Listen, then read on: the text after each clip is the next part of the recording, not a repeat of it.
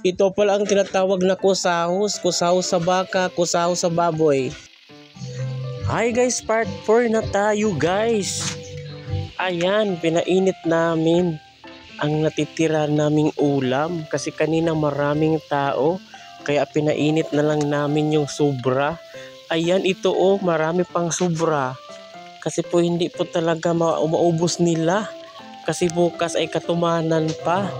Pwede pa nating isa-serve ito. Kaya ay pinainit na natin. May dinuguan na tayo.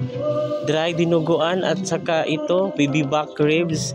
Pinalata din natin ito.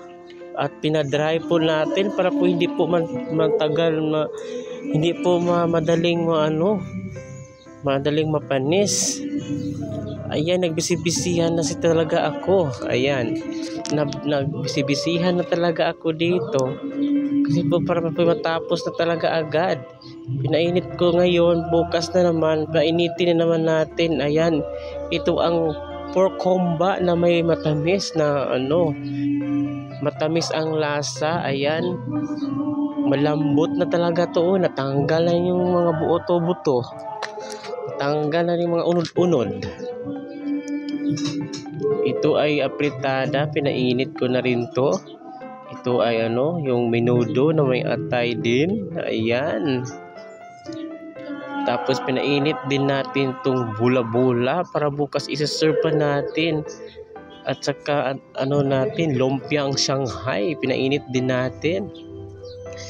Ayan. Nasa ilalim sa mesa yung malaking diborto. Diborto namin. Ito ay ilalagay namin sa mesa. Yung sa lamisa, sa gitna namin ilalagay. Sa gitna namin ilalagay itong diborto kasi parang may malaki naman sa may malaki namang gibadyang sa natin sa lamisa. Diborto po ang tawag para po ay ayan, masarap tingnan sa lamisa. Ayan, ito pala ay plain na pork homba. Ayan, plain. Ayan dito namin inilalagay yung para sa patatim. Ayan, magluluto. Tapos nagluluto din kami ng sabaw sa baka para malambot to, para bukas to, para malambot. Ayan, tapos nakalimutan ko palang dito ng ating kusahos. Nakalimutan kong maghipos.